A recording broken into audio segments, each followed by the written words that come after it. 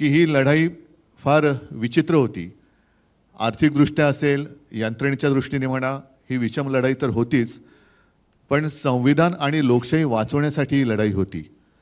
आणि मला अभिमान आहे की मी माझ्या भाषणाची सुरुवात देशभक्त बांधवांनो, भगिनींनो आणि मातांनो अशी करायचो. त्या सर्व देशभक्त आणि लोकशाही प्रेमी नागरिकांनी महाविकास आघाडीला आणि देशात इंडियाला जो कौल दिलेला आहे, ही एक जाग आता आपल्या देशाला आलेली आहे. आणि साहजिकच आहे, हा विजय हा अंतिम नाही आहे, ही लढाई सुरू झालेली आहे. येत्या 2-3 महिन्यामध्ये विधानसभा महाराष्ट्राच्या येतील, त्याच्यानंतरसुद्धा इतर राज्यांच्या काही निवडणुका येतील.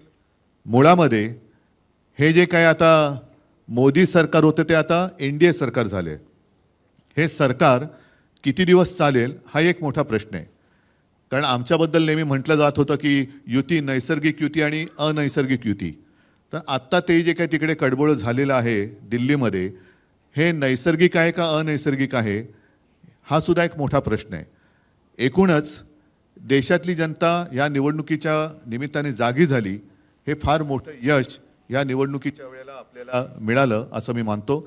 आणि आपल्या मनामध्ये काही प्रश्न असतील आपण विचारा, त्याला उत्तर द्यायचा आम्ही प्रयत्न करतो.